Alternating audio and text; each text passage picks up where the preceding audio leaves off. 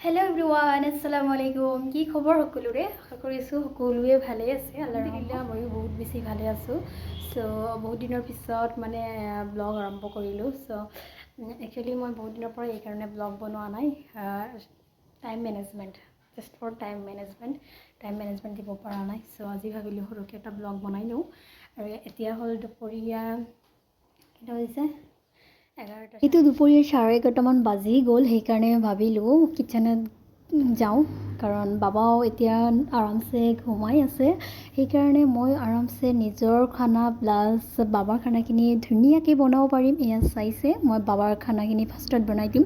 Actually আজি মই বাবাক ট্ৰাই কৰিম খিচৰি। বহুত দিনৰ পৰা খিচৰি দিয়া নাই, বেলেগ কিবা কিবি নতুন ট্ৰাই কৰি আছোঁ। আজি দিম খিচৰি, সেইকাৰণে বনাই আছোঁ। ইয়াতে লৈছোঁ অকণমান পালেং, গাজৰ, আলু আৰু অকণমান পিঁয়াজ লৈছোঁ। মই বাবাক সদায় ঘি ইউজ কৰোঁ, কিন্তু আজি দিব লগা হৈছে মানে ৰিফাইন অইল দিব লগা হৈছে, কাৰণ ঘি টেমাটো ক'ত ৰাখিছে বাবাই, মানে চব বস্তু ওলট পালট, একবাৰ যদি তলত কিবা এটা বস্তু পায় গোটেই বস্তু ওলট পালট কৰি দিয়ে। সেইকাৰণে মই ঘি টেমাটো বিচাৰি পোৱা নাই। চ' ৰিফাইন অইল দিব লগা হৈছে। আৰু এয়া চাইছে, মই অকণমান বাবাৰ মানে খিচৰিত জিৰা দি লৈছোঁ, কাৰণ জিৰাটো আমাৰ হজমত হেল্প কৰে, হজম হোৱাত বহুতেই হেল্প কৰে। সৰু বাচ্ছাকো সেইকাৰণে সিহঁতৰ মানে গোটেই বস্তু মানে কিবা এটা খোৱালেতো সিহঁতৰ সোনকালে হজম নহয়। জিৰা পাউডাৰটো যদি এড কৰা যায় দেন সিহঁতৰ হজমত বহুতেই উপকাৰী হয়। দেন মই গোটেইখিনি দি লৈছোঁ। ফাৰ্ষ্টত মই এনেই ফ্ৰাই কৰি আছোঁ, দেখা পাইছে। ফাৰ্ষ্টত মই এনেই মানে তেলত দি পিনে অকণমান ভাজি ল'ম, যিহেতু গোটেই বস্তু কেঁচা আছে। অকণমান ভাজি ল'লে এই কেঁচা গোন্ধটো গুচি যাব, তেতিয়াহ'লে খাই পিনেও টেষ্ট পাব। সৰু বাচ্ছা হ'লে কি সিহঁতৰো এটা মুখত বেলেগ টেষ্ট আছে, কাৰণ টেষ্ট নহ'লে আমি ডাঙৰে খাব নোৱাৰোঁ, সৰু বাচ্ছাই কেনেকৈ খাব, হয়নে নহয়? আৰু অকণমান জিৰা পাউডাৰো মই দি লৈছোঁ, কাৰণ জিৰা অকণমান তেলত দিছোঁ, সেইকাৰণে অকণমান জিৰা পাউডাৰ, অকণমান হালধি পাউডাৰো দি লৈছোঁ।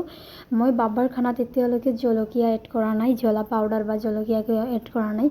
আজি ফাৰ্ষ্ট টাইম এটা জ্বলা কাটি দিছোঁ, কিবা হয় নাজানো, খাই নে নেখায় পিছতহে গম পাম। আৰু এতিয়ালৈকে মানে জ্বলাটো দিয়া নাই। 1.5 বছৰ কমপ্লিট হ'ল বাবাৰ, কিন্তু মই এতিয়ালৈকে জলকীয়া তাক ট্ৰাই কৰা নাই। গোটেইখিনি দিয়াৰ পিছত লাষ্টত দি দিলোঁ শাকখিনি দি দিছোঁ। এইটো পালেং শাকখিনি দি দিছোঁ, আৰু দি পিনে অকণমান লৰাই দিম। দিয়াৰ পিছত দেখা পাইছে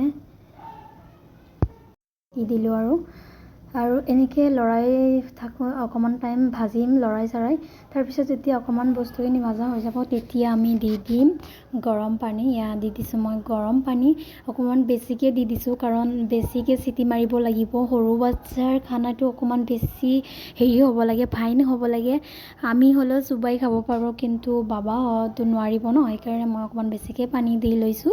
আৰু আমাৰ লাঞ্চৰ কাৰণে আজি বনাম সৰু মাছৰ লগত পালেং শাক আৰু কিবা কিবি দিম। আৰু দেখা পাইছে আনিছিলে মিষ্টাৰে কালি, টমাটোৰ, আলু এনেকৈ 2-এটা দি দিম। আৰু সৰু মাছৰ লগত বেছি চব্জি দি ভাল নালাগে ন, সেইকাৰণে মই বহুতে কম দিওঁ। পিঁয়াজ আৰু 2টা আলু লৈছোঁ, 1টা টমাটো লৈছোঁ, এনেকৈ 2টামান জলকীয়া ফালি দিম, কাৰণ শাকৰ লগত জলকীয়া, মোৰ কেঁচা জলকীয়াৰ চব্জি খাই বহুতেই ভাল লাগে। আৰু এইটো হেল্ডিও হয়। আপোনালোকে পাৰালৈকে অকণমান কমকৈ ইউজ কৰিব, যিটো মানে চিলি পাউডাৰ হয় সেইটো বহুতে কম ইউজ কৰিব, নহ'লে বহুত গেছৰো প্ৰব্লেম হয় আৰু হজমৰো প্ৰব্লেম হৈ যায় জ্বলাটো বেছি হ'লে। আৰু চাইছে আমাৰ চব্জিখিনি কাটি মেলি ৰেডি কৰি আছোঁ, কাৰণ মই ৰান্ধি থাকিলে অকণমান ভয় লাগে, কাৰণ ৰন্ধা সময়খিনি যদি বাবা উঠি যায় তেতিয়া মোৰ বহুত দিগদাৰ হয়। বাবা উঠিলে, কাৰণ বহুতে ডিষ্টাৰ্ব কৰে, গমেই পায়। মই তলত একোৱে ৰাখিব নোৱাৰোঁ, গোটেই বস্তু ওলট পালট কৰি দিয়ে, পানী চানি পেলাই একদম গোটেই শেষ কৰি দিয়ে। আৰু সেইকাৰণে মই জল্দিকৈ ৰেডি কৰি আছোঁ আমাৰ দুপৰীয়া লাঞ্চটো। আৰু এইফালে মিষ্টাৰো আজি ঘৰত নাই, বাবাক ধুনীয়াকৈ টোপনি মাৰাই দিলোঁ আৰু গা পা ধুৱাই, সেইকাৰণে সেইটো চান্সতে ধুনীয়াকৈ ৰন্ধা বঢ়া কৰি আছোঁ। আৰু গাইজ, মই বহুত দিনৰ পৰা ভিডিঅ' নিদিওঁ, আপোনালোক বহুতে মোৰ চেনেলৰ পৰা মানে হৈছে আৰু দূৰত গুচি গৈছে। মই পাৰালৈকে সদায় ট্ৰাই কৰোঁ ব্লগ বনাবলৈ, কিন্তু কি হয় জানানে, টাইম মেনেজমেণ্ট একবাৰে কৰিব নোৱাৰোঁ। সৰু বাচ্ছা না, তাৰ কেয়াৰ লওঁতে মোৰ গোটেই টাইমখিনি যায়, আৰু সেনেকৈ আৰু দিনটো মেনেজ কৰিব নোৱাৰোঁ ব্লগৰ কাৰণে।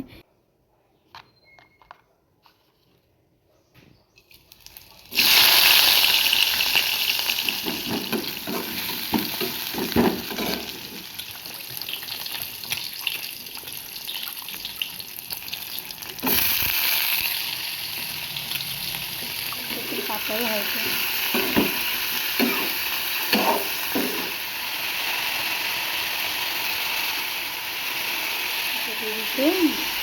জিৰা ধনিয়া আৰু অকণমান হালধি পাউডাৰ অকণমান ৰেড চিলি পাউডাৰ দি দিছোঁ কমকৈ দিছোঁ কাৰণ মছলা পাতি একদম কমকৈ ইউজ কৰিছোঁ চামুচেদি মই নিমখটো নিদিওঁ কাৰণ মই অনুমানটো কৰিব নোৱাৰোঁ বেছি হৈ যাব পাৰে সেইকাৰণে মই হাতত দিয়ে দিওঁ চাওক চব্জিখিনি প্ৰায় হেৰি হৈ গৈছে এতিয়া মই দি দিম পানীটো একদম কমকৈ দিছোঁ কাৰণ চব্জিটো হৈয়ে গৈছে প্ৰায় বেছি বাকী নাই অকণমান পানী দিছোঁ আৰু চব্জিটো জোল নকৰোঁ দালি বনাইছোঁ যে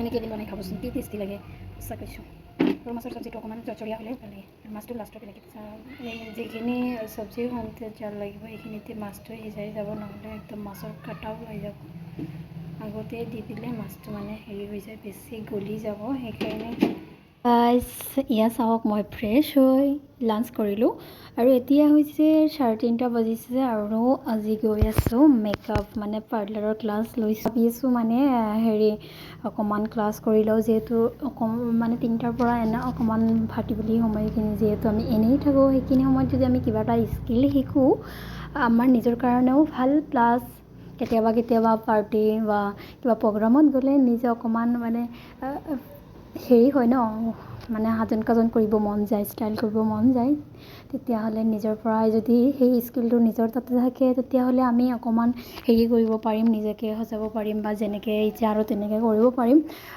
প্লাছ কেতিয়াবা বেলেগকো হেল্প আজি আমাৰ ক্লাছটোত শিকালে কেনেকৈ ফেচিয়েল কৰিব লাগে অইলি স্কিনৰ ফেচিয়েল কেনেকৈ কৰিব লাগে আৰু নৰ্মেল স্কিনৰ ফেচিয়েলটো কেনেকৈ কৰিব লাগে আজি আমাক শিকালে অইলি স্কিনৰ ফেচিয়েলটো আৰু কেইটামান ষ্টেপ ইয়াতে ষ্টক মানে দেখাই দি আছে মেমজনীয়ে মোৰ পেজত আৰু আজি আমাক জাষ্ট হেৰি কৰিছে নৰ্মেল দেখাই দিছে ক্ৰীমেদি দেখুওৱা নাই যিদিনা আমি গোটেইকেইজনীয়ে পাৰা হৈ যাম প্ৰেক্টিছ কৰিব দিব সেইদিনা আমাক হেৰি কৰি দিব আৰু মানে ক্ৰীমেদি প্ৰেক্টিছ কৰিব দিব আৰু গাইজ আপোনালোকৰ কেনেকুৱা লাগিছে ভিডিঅ'টো চাই যদি ভাল লাগিছে মোৰ ভিডিঅ'টো লাইক কৰিব কমেণ্ট কৰি জনাব দেই আৰু যোনে মোৰ চেনেলটো ছাবস্ক্ৰাইব কৰা নাই প্লিজ ছাবস্ক্ৰাইব কৰি দিব চ' আজিলৈ এইখিনিয়ে Allah Hafiz bye bye guys এখেতে মোক এনেও বহুত মৰম কৰে মোৰ মনৰ কথাটো বুজি পায় মোৰ মনত মানে আজি মোৰ মানে ফুচকা খাওঁ লাগি আছিল কিন্তু